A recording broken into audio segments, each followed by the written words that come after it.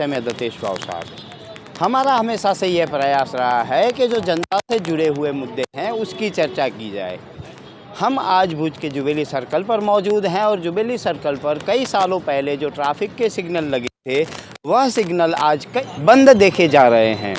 In traffic के सिग्नलों का मुख्य काम यही था कि यहाँ पर 5 रास्ते हैं, उस 5 रास्तों के ऊपर वाहनों का आवागमन सुरक्षित तरीके से हो, लेकिन यह आवागमन अभी बाधित हो रहा है क्योंकि यह ट्रैफिक के सिग्नल काम नहीं कर रहे हैं।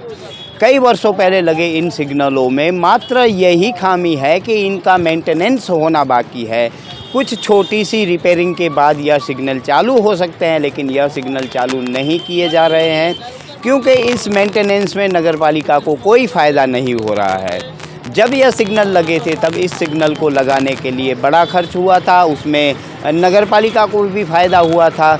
उसके बाद कुछ सालों तक यह सिग्नल चालू रहे थे क्योंकि उसकी एनुअल मेंटेनेंस कॉन्ट्रैक्ट दिया गया था किसी कंपनी को, वह समयांतर पर उसको चालू करती थी और रिपेयर करती थी। लेकिन पिछले 5-7 सालों से यह सिग्नल बंद पड़े हैं और इसके पीछे जो लाखों रुपए का खर्च हुआ है वह खर्च सारा पानी में गया है।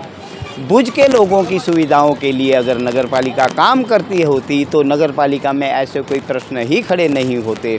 लेकिन धात के 3 पात हमने कई जगह अतीत की स्टोरियों में भी देखा है कि भुज नगरपालिका लोगों को सुविधाएं देने में असमर्थ हुई है और लोग भी नगरपालिका का कान पकड़ने में नाकाम रहे हैं।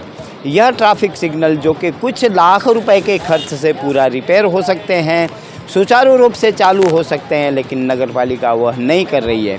इसका खामियाजा भुज की और कच्छ की जनता को भुगतना पड़ता है क्योंकि यहाँ पर सुबह के टाइम में जो ऑफिस आवर्स होते हैं तब बहुत ही ट्रैफिक होता है।